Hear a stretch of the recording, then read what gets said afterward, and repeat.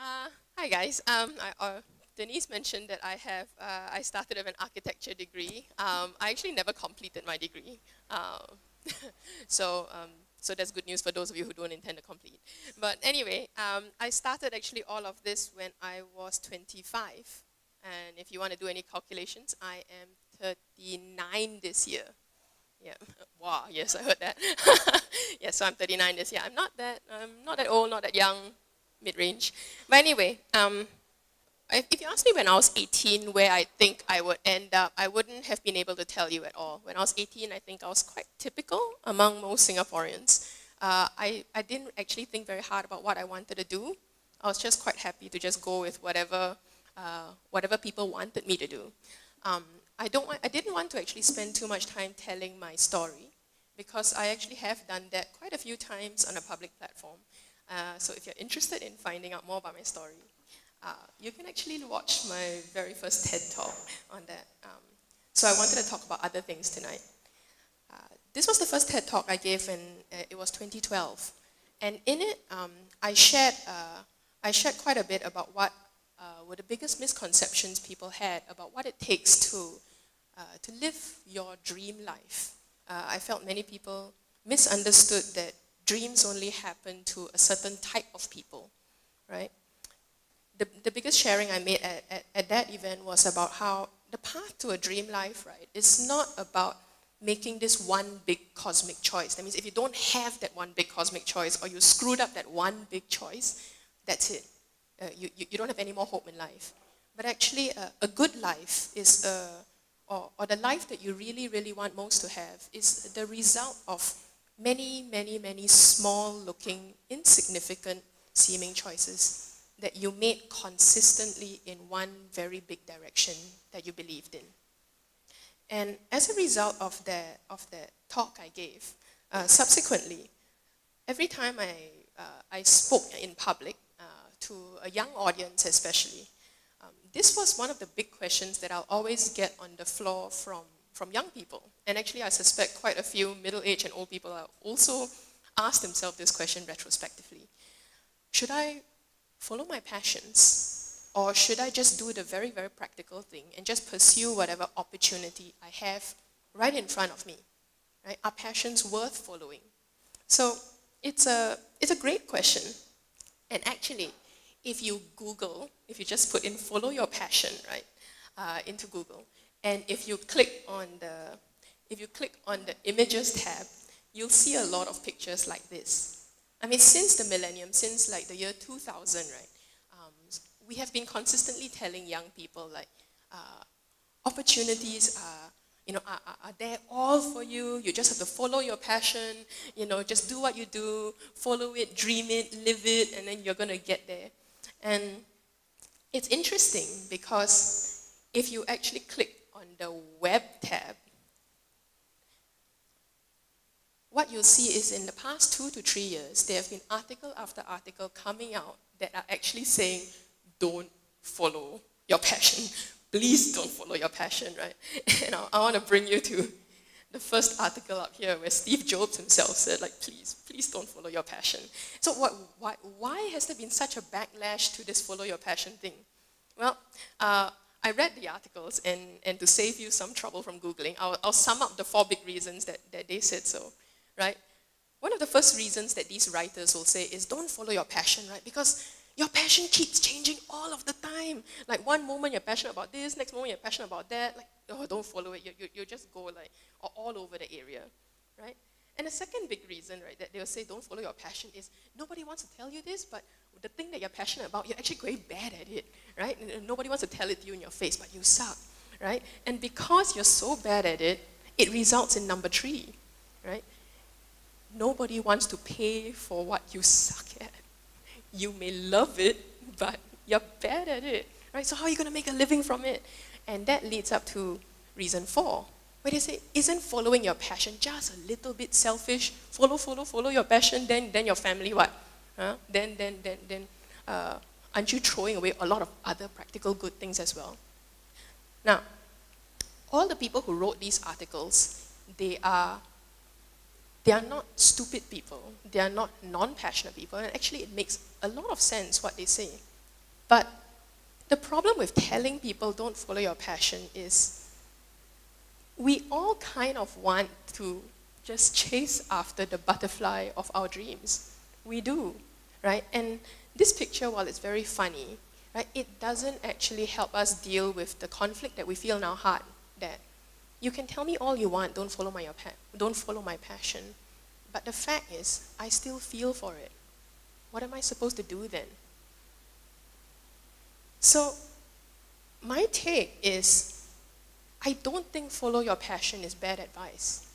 I think it's terrible as standalone advice. That means if you make follow your passion your one and only mantra, without any other mantras, yes, you may get yourself in trouble for all of those good reasons that the people said, right? But to reject it at the same time and say follow your passion is complete nonsense, I think you'll destroy yourself. You will, right? It is not entirely off to say follow your passion. I think what we do need is maybe a more profound understanding of what passion actually means. So let's put some distinction down to this. There's a big difference between passion with a small p and passion with a great capital P to it, right? And you can hear it in the difference in the way people talk about it. So there's a big difference in hearing someone say, oh, you know, I really love playing the drums. Every Saturday I just get such a big kick out of it, right?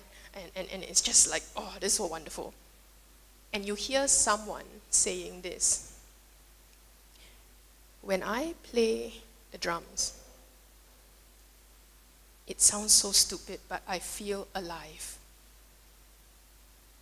It's just a part of me, and I don't really want to stop.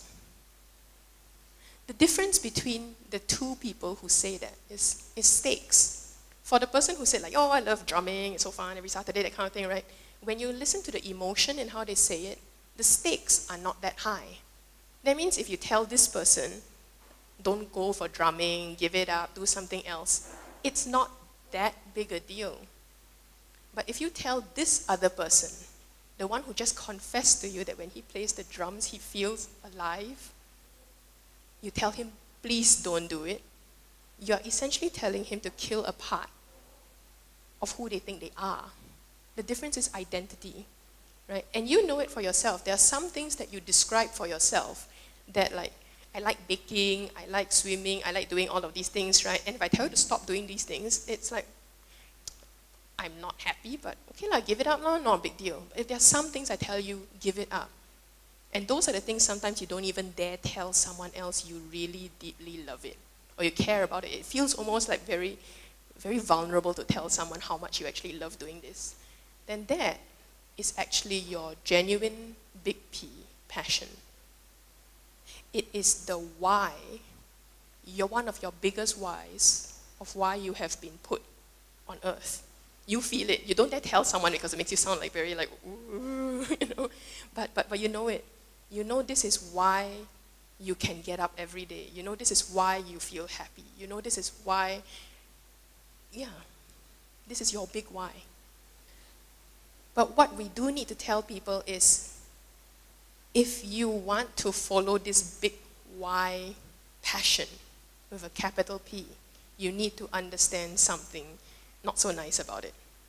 Following your passion is to follow a very, very special type of suffering. You want to follow your passion? Be prepared to walk into a very special kind of suffering. And that shouldn't surprise you, because at the root word, right, the root Latin word for passion is to suffer. It's something we don't know about. But I can bet you, some of you are giggling around in the room already, because if you are someone who has tried following your passion with a big P, you know what I mean. There are some days where it kills you and you wonder, was I right to have followed this? Should I have done this? Because it's so painful some days. Now, why is it so painful? Some of you may have watched this movie from 2014 called Whiplash, right? It wasn't like a huge hit, so it's not surprising to me that many haven't watched it. But in Whiplash, right, you actually see this young man who is extremely in deep passion about playing drums. He's completely obsessed with it. But what you see is he's so incredibly driven to be great at drums, right?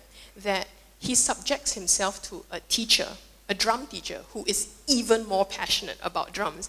And that drum teacher is so passionate that that drum teacher just really, really like tortures and scolds every single student he comes across that has no passion. And the movie is very dysfunctional. It shows you passion at its most destructive and most negative, right? But it also shows a certain truth, right? That drum teacher was so incredibly driven, right? And he drove his students that way because he believed that if you don't follow your passion, right, then how on earth would the world ever see the full depth and the full breadth of everything that you can bring into the world? In your passions are locked every single possibility that the world needs to see. The possibilities of change, the possibilities of good, the possibilities of beauty, the possibilities of everything that everyone longs to see is locked within our passions. And if you choose not to follow it, you are like doing yourself a great injustice, right? So, you see, one of the truths about following your passion is a lot of us choose not to follow it because we have a vague idea of how it sounds nice, I would love to do it, but yes, I'm guessing it's going to be quite heartbreaking. See, a lot of us want the picture of success. A lot of us want the picture of what following your passion looks like. This is a newspaper picture of us in our lovely, naive 20s. This is us in our 20s, right? And what you see in the picture is, oh, bright, young, happy people pursuing their dreams and passions. How lovely. I also want to be like that. And that is a picture of the truth. It is one side of the truth. We were happy, we were hopeful, a bit naive in our grins, but that's true. But what is also true is what's not shown in this picture. What's not shown in this picture is how hard some of the moments were, and how there were betrayals, there were losses, there are still losses, right? There are broken relationships. There are all kinds of things that you have to go through if you follow your passion, right? So there's a lot that we don't see in all of these portraits of, like, you know, whenever you go to a talk and then you see someone like talking about how they did this and they did that, but they seldom tell you about the nasty side of it. The nasty side exists. Nobody likes to hear about it, but it exists, right? So when you follow your passion, right, you're forced to confront this thing about yourself. Every single one of you in this room, every single human being, right? I know this to be true. All of us have a certain story of life, right? And that story is made up of two very, very big narratives. One is what we believe about the way things should be, or the way things could be. And we also have another set of stories called the way we believe things are. And if you choose to follow your passion, whatever that may be, right, you will realize that there is a gap. There is a profound gap between your story of how things should be and your story of how things are. And we all long for the day when those two stories collide and come together.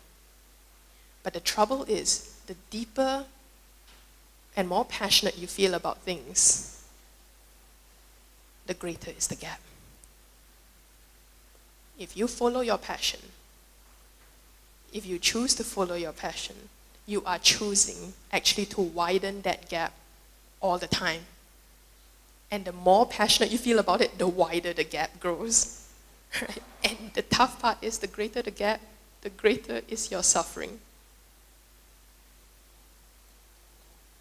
So nobody likes to be in this space. Not one of us.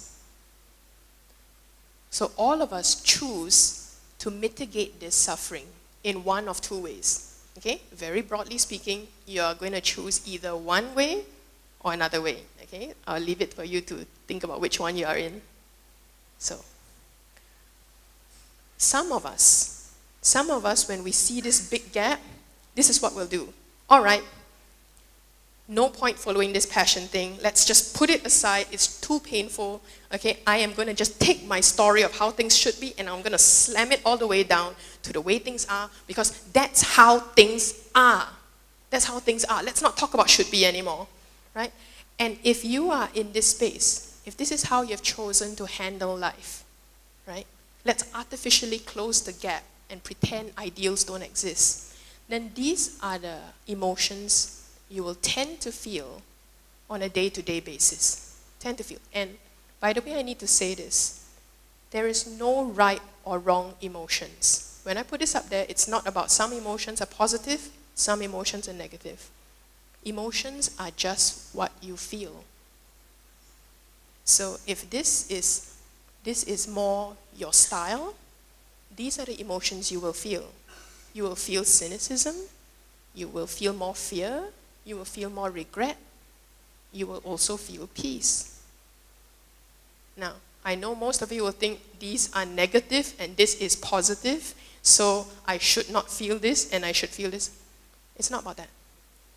All of these are healthy things to feel, and you will feel it if this is your tendency. Okay? So, your concern should be, if you live in here for so long, that means every day you never even let your ideals have a chance to open up the gap again. Every day you're just trying to live like that, close the gap, close the gap, close the gap. Then what? Then it's no longer just an emotion that you feel, but it becomes a permanent mood that you live in. It becomes an emotional habit. And when any of these emotions become your habit, then what happens is you'll move into an extreme and dysfunctional version of these emotions, which is apathy. Peace and stability sounds like it's a very good emotion to have. But if you live like that and you are in permanent peace and stability can sound like this. Why bother to do anything? Ayo, get angry for what? It's like that. Things are like that. Things won't change. Don't need to work so hard lah, okay? Peace, in its most extreme form, can be dysfunctional as well. And there are some things that we shouldn't be peaceful and stable about. Some things need us to feel a different feeling. Now, let's talk about the other group of people, right? There's also another group of us. Our tendency is, there's this gap. What gap? What gap? Let's just take reality and push it all the way up there, right? You probably love going to Anthony Robbins seminars, and like you love reading self-help books, and you're going like, come on, it's eyes on the prize, reach for the stars, go for gold, come on, you know? And if that is your tendency, you will super annoy the other group, right? But if that is your tendency, these are the emotions you will tend to feel on a day-to-day basis. You will feel ambition, you will feel wonder, you will feel hope, you will feel enthusiasm. Now, I know some of you are assuming this group is better than the other group. Again, it's not. Take emotions as just neutral things you feel. They will also feel anger, and anger is not a negative thing to feel, right? You will feel all of these things. Anger is, things shouldn't be like that. We should be fighting for change. We should be helping the poor. How dare we treat people like this? Some things need anger. Now, these emotions, again, only be concerned if you live so permanently in these emotions, you don't even allow like the story of reality to intrude in you. You have been around people like that, right? And when you are with them, you will know that they are in the extreme version of these emotions. The extreme version of enthusiasm and the extreme version of hope is dysfunctional as well. That extreme version is called delusion, right? You can't be so permanently hopeful, right, that nobody can come to you and say, there is a real problem. We have to talk about the problem. Contempt. Contempt is when you're so up in your story of should be that you look down on anyone who even tries to bring up reality to you. Contempt is different from anger. Contempt is when you look at someone and think you are less than me. You are not as good as me. In our experience, what we see is that the people who create the best results for themselves and for the people around them are the people who choose to own this gap. They choose to own the gap. What it means is they choose to acknowledge, yes, there is a story of how I think I should be. There is a story of how I think society should be. But there is also a story of how I am. There is also a story of how society really is. And both stories are true. And they are in tension. And I will admit to that tension, and I will live in that tension. I will tell the truth of it, and I will live it out. And if you are in that sense, these people tend to create actually a lot more happiness for themselves and a lot more satisfaction, right? But it's a tough space to be because, like I said, to own this is to be in suffering. It is incredibly difficult for you to have a deep passion and to also recognize that you can't do it.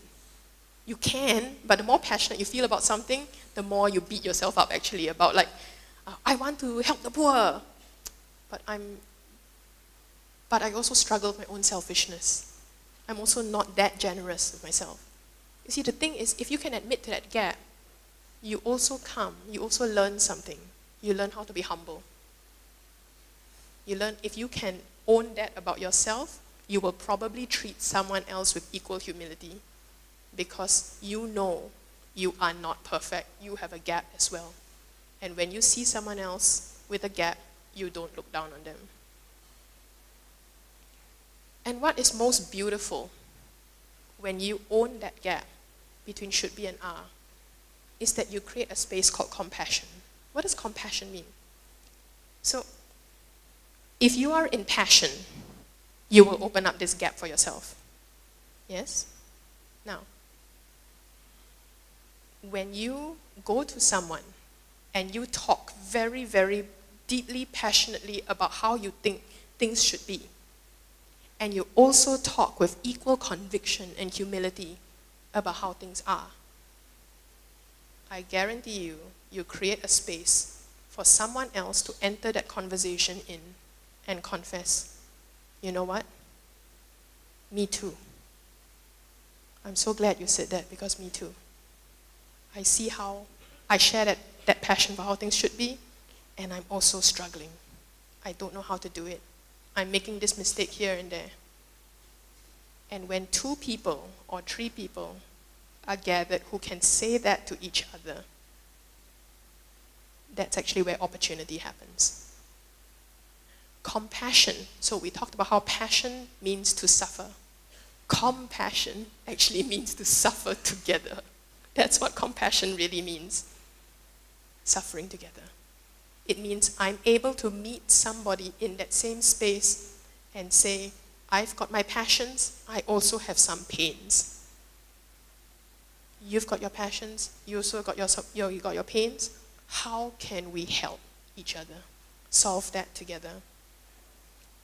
The fascinating thing is, as long as the world is full of pains and passions, you will never ever run out of opportunity. You won't. What is business? What is business? Business is essentially you solving someone's pain. That's all it is. And you just figured out a price tag for it. That's all business is. We talk a lot about like, oh no, like is there opportunity for me if I graduate from poly, if I graduate from university and all that kind of stuff, right? And there are some practical realities about it. But the truth is, If you are someone who is always in search for where are the pains in the world, where are the pains in the world? And what are my passions? And can I find a place for them to meet? Then you will always see business opportunity or volunteering opportunity. You cannot stop seeing opportunities. You can't. We like to tell our kids that every complaint that you hear in Singapore is full of complaints. Every complaint that you hear is a niche market waiting to happen. Someone is in pain, and they're waiting for someone in passion to come and solve it. Business can also be about passion. If you can hear someone's passion, oh, we love to do this, we love to do that, but oh, just cannot find a place to do it. There you go. Do you have the passion to meet them there? Sometimes you don't know what is the impact you can possibly create. Sometimes you're just sort of like, it's a shot in the dark. I hope when I do this, it is of benefit to someone and I don't get immediate feedback on it. And maybe the temptation is, why bother to do it? Why bother? Where's the impact? Right? But you never know. So, should you follow your passions? You should. You should. But I will warn you, your passions will cost you. It will cost you. But I think there is a greater cost that we have to bear in mind. That the greater cost of not following your passions is a tremendous world of possibilities that you open, not just for yourself. Following your passions does open up possibilities for yourself. We all know that nobody wants to, like on their dying deathbed think like, darn it, I should have played the drums. So yes, following your passion is about fulfilling a certain deep, profound satisfaction that you just need to pursue. But your passions should be followed also because locked in your passions are possibilities for other people. You don't need to impact 100 people if you can, even in the following of your passions, impact just the one. It is more than enough in my book. I didn't include this in the slide, but I always tell young people, like if they are like wrestling and debating with me like about following their passions and being practical and all that, and I always tell them, look, this is one truth I know that cuts across all boundaries. Every single one of you in this room, I'm sorry, you will die. You will die. It's a fact. It's a fact we don't like to talk about or think about, but it's true. You're going to die. And you don't even know when you're going to die. It could be tomorrow. I could go home tonight and then I'll die of a heart attack. I don't know. And you're like, why are we talking about death? But if you talk about death and you think about death, I think it makes life a lot clearer. And some of us wait for, like, die must wait until, like, oh, kena cancer, then, what do I want out of life? You don't need to wait till then, okay? I can tell you right now, you're going to die, you don't know when, you might as well start figuring out how you want to live. Why wait for the moment the death sentence is told to you very clearly, then you decide? Decide now. Your passions do matter. Don't let anyone tell you it doesn't. Go and read all of those wonderful articles I said about why following your passion can sometimes be dysfunctional. Yes, read those articles. But at the same time, don't let someone say it doesn't matter. But don't just follow your passions. You shouldn't follow your passions. Master your passions. Never let your passion master you. You master your passion. And more than that, don't just master your passion and then that's it. But mature it. Mature a passion into a compassion. Because only when you master it and you mature it into a compassion, that is when you will find opportunity. If all you do is follow your passion, you might actually not find opportunity. Opportunity is found in compassion. So my wish for all of you is that you will create a space of compassion for each other. Yeah, thank you.